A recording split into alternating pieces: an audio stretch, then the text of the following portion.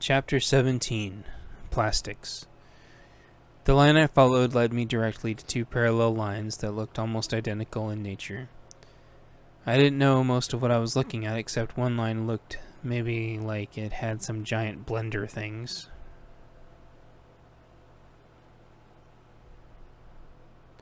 It sort of looked like a giant cotton candy mixer or something else, I don't know.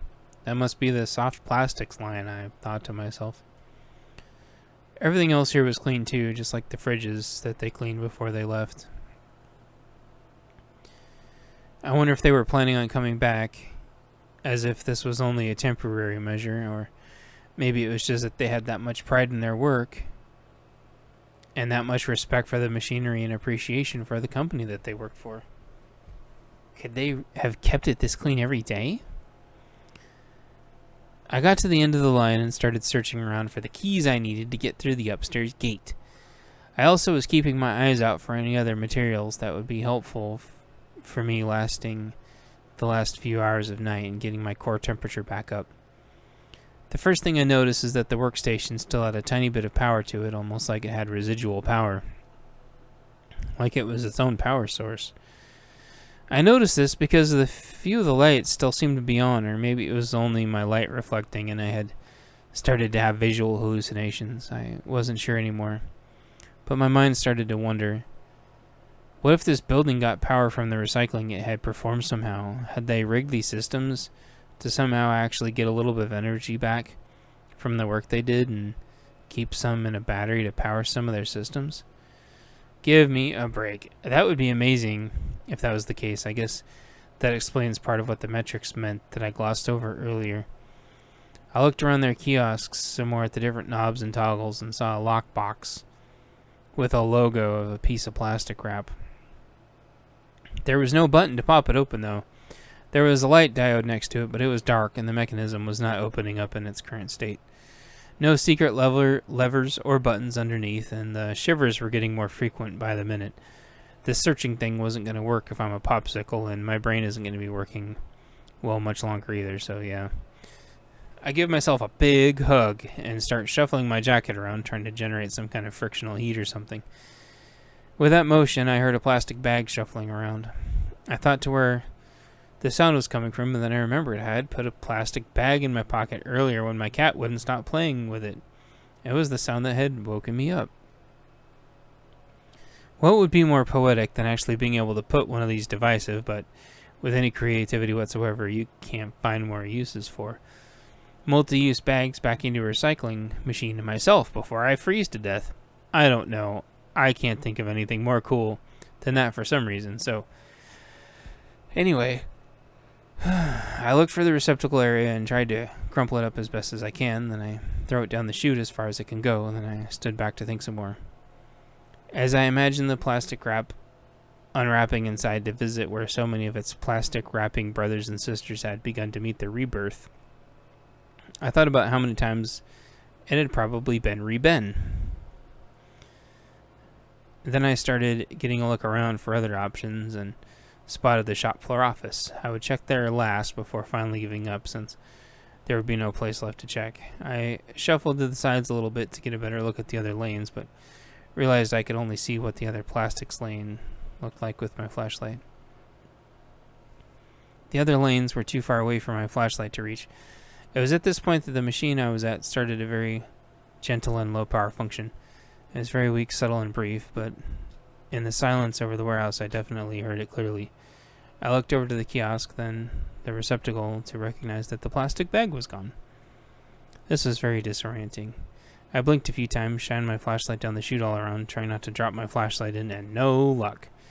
I shut my flashlight off and brought it safely away from the chute to think in the dark for a minute, hoping that would help. It was when the flashlight pointed away from the kiosk, I noticed there was an extremely dim green light where there had apparently been no light emitting before. I clicked my flashlight back on to see what was adjacent to that green light, and it was the lockbox. I tried to discern which way the hinges would have been, and finally figured out that it swung out to the left. Inside, sure enough, was a key. It was a normal enough looking key on a keyring with a little floater with the image of a plastic bag on it. Perfect. 1 down, 5 to go.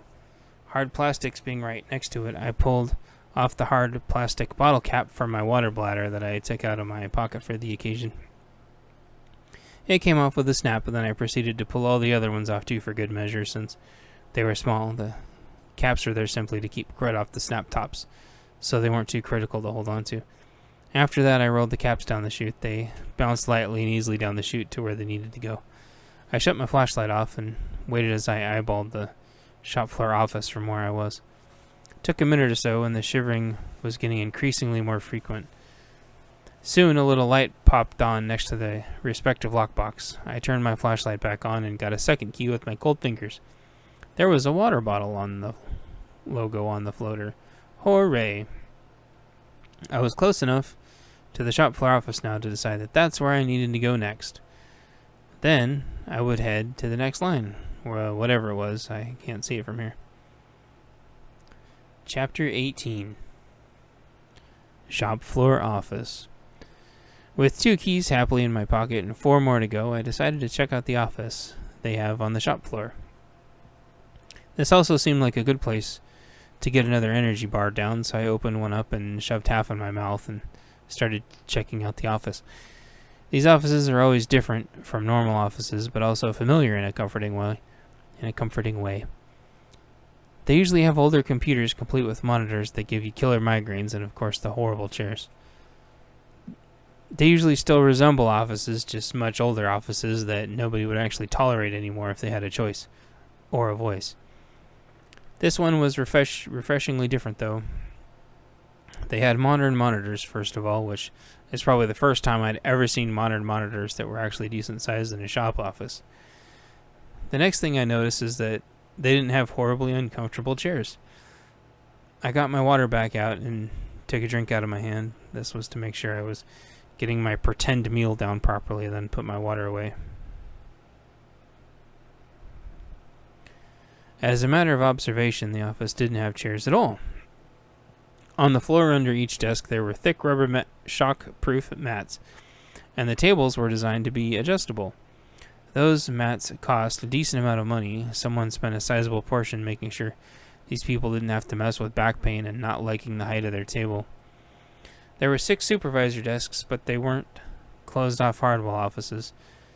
They were instead completely open and accessible to the rest of the office. I guess they took the open door policy thing here seriously. It looked like there were 2 conference rooms off to the side if topics ever had to be private. I remember seeing the bathrooms the next doors down. I didn't need to go, and I can't imagine anything being in there, and yeah, no thanks in clearing tons of random abandoned bathrooms and stalls. I'll pass. Once I was sure the first half of my energy bar was down, I ate the second half, crumpled up the wrapper, and stuffed it in a pocket. So anyway, I'm checking on things like coat racks and actually found a heavy coat finally. It was a size larger and fit right over my thermal hoodie. Maybe it was sentimental or something, and they felt like they would be honoring the place by leaving it here. It was a huge coat with deep pockets, and I took my plastic Kevlar gloves out of the pockets I had them in and put them in these new pockets. The gloves fit in these pockets a lot better. I also took the energy drink can out of its prior pocket and put it in the new pocket as well, so the jacket would fit flush. And now it did. I zipped up my thermal hoodie and then zipped up the new heavier jacket, then I snapped it on top of that. I finally felt like I might get warmer. I took the final drink of my first water bladder and crumpled it up, then I put it back in its pocket in my cargo pants. I think I had 2 left. That isn't a lot, but enough for the night. With the new heavier coat on for a minute now, I could feel my core temperature rising already. It was slow, mind you, since I'd already lost so much heat, but I could feel the shivers wanting to stop. This wouldn't be enough, since I was losing a lot of heat out of my legs also, but it would definitely keep me going for a while longer. I remembered to check underneath all the desks.